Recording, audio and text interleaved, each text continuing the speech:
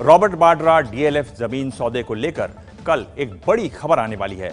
इस मामले की जांच कर रही जस्टिस एसएन ढींगरा कमेटी कल अपनी रिपोर्ट हरियाणा सरकार को सौंपेगी।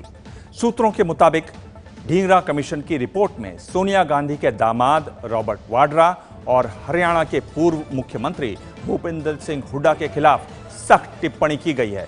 इस मामले में दोनों के खिलाफ आपराधिक षड्यंत्र के तहत मामला भी दर्ज हो सकता है। वाड्रा का जो खेल सारा इन्होंने चलाया, उसके खिलाफ एक कमीशन, जो ढींगरा कमीशन, जिसको हमने बैठा दिया है, हजारों करोड़ रुपए का घोटाला उन्होंने किया हुआ है। वो हजारों करोड़ रुपए वापस जनता को मिलेगा और इनको सलाखों के पीछे डालने का काम हमारा होगा।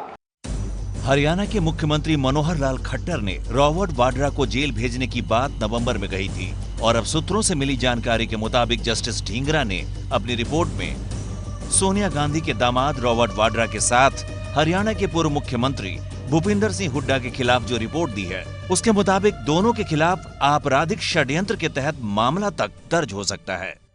सूत्रों के मुताबिक जस्टिस ढींगरा बुधवार को अपनी रिपोर्ट हरियाणा सरकार को सौंपने जा रहे हैं और इस रिपोर्ट में हरियाणा सरकार के पूर्व मुख्यमंत्री भूपेंद्र सिंह हुड्डा समेत अनेक सरकारी अधिकारियों पर तमाम नियम कानूनों को ताक पर रखकर प्रभावशाली लोगों को फायदा पहुंचाने का आरोप लगाया गया है। इनमें सोनिया गांधी के दामाद रॉबर्ट वाड्रा की कंपनी भी शामिल बताई जा रही है। वाड्रा पर आरोप है कि उनकी कंपनी स्काईलाइट ने जो जमीन गुरुग्राम के शिकोहपुर में 7.5 करोड़ रुपए में खरीदी थी, वही जमीन लैंड यूज चेंज होने के बाद 55 करोड़ रुपए से ज्यादा में बेचती। कुछ ऐसे ही आरोप हुड्डा सरकार के दौरान दूसरी कंपनियों पर भी लगे हैं। सूत्रों के मुताबिक जिन कंपनियों को ये CLU सर्टिफिकेट दिए गए, उनकी कीमतों में जिस दर से जमीन खरीदी गई थी, उनमें 500 से लेकर 800% तक का इजाफा हुआ।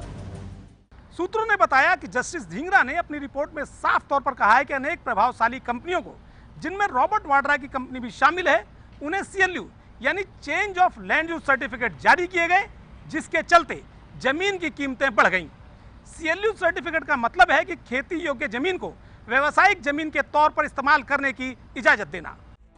सूत्रों ने बताया कि आयोग ने अपनी रिपोर्ट में ही हरियाणा के टाउन एंड कंट्री प्लानिंग अधिकारियों की भूमिका पर भी सवाल उठाए हैं और इस विभाग की जिम्मेदारी देख रहे तत्कालीन मुख्यमंत्री भूपेंद्र सिंह हुड्डा को भी कटघरे में खड़ा किया है। सूत्रों के मुताबिक आयोग ने गुरुग्राम के सेक्टर 83 सहित गांव शिकोहपुर, सिकंदरपुर, खेड़की, दौला और सीही में जमीनों को वाणिज्यिक लाइसेंस दिए जाने की जांच की है।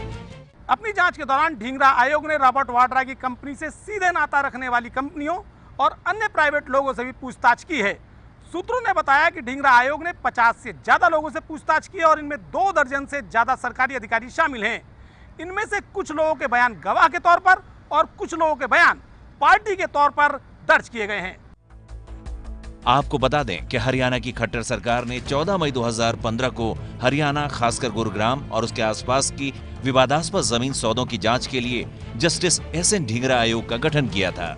इस आयोग को जून 2016 में अपनी रिपोर्ट दाखिल करनी थी, लेकिन अंतिम समय पर आयोग के सामने कुछ महत्वपूर्ण दस्तावेज आ गए और उसके आधार पर आयोग को जांच के लिए 8 सप्ताह का और समय मिल गया।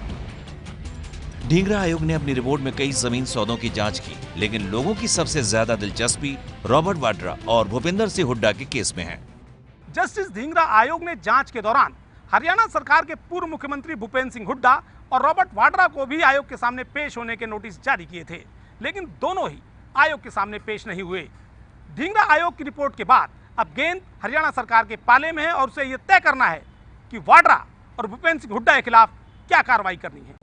ABP न्यूज ने इस रिपोर्ट पर हरियाणा के पूर्व मुख्यमंत्री भूपेंद्र सिंह हुड्डा और रॉबर्ट वाड्रा से उनका पक्ष जानने की कोशिश की, लेकिन दोनों ने रिपोर्ट पेश होने से पहले कुछ भी कहने से इनकार कर दिया।